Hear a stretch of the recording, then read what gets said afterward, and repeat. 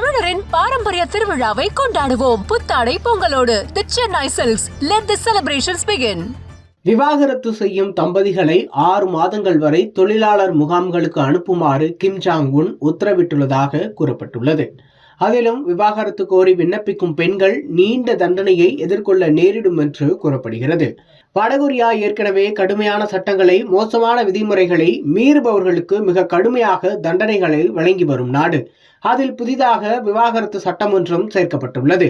அதன்படி திருமண உறவை முடித்துக் கொள்வது என்பது குடும்ப முறைக்கு எதிரானது, சோசியலிச முறைகளுக்கு எதிரானது. இதற்கு கடுமையான தண்டனை வழங்கினால் மட்டுமே விவாகரத்துகள் குறையும்.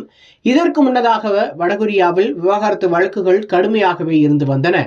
இப்போது வந்துள்ள சட்டம் ஏற்கனவே உள்ள சட்டங்களை கடுமையாக்கும் வகையில் மாற்றியுள்ளது.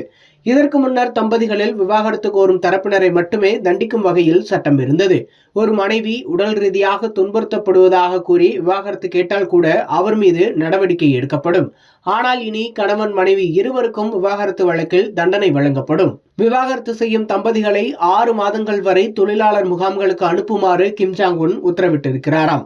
அங்கே கடுமையான வேலைகளை போதுமான உணவில்லாமல் கொடுக்க வேண்டும் என்றும் உத்தரவிடப்பட்டுள்ளதாம். கொரோனாவிற்கு பின்பு அங்கு விவாகரத்துகள் அதிகம் நடக்கின்றன.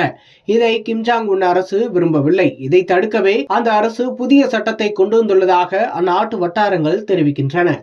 தமிழரின் பாரம்பரிய திருவிழாவை கொண்டாடுவோம். புத்தாடை பொங்கலோடு the Chennai silks. Let the celebrations begin.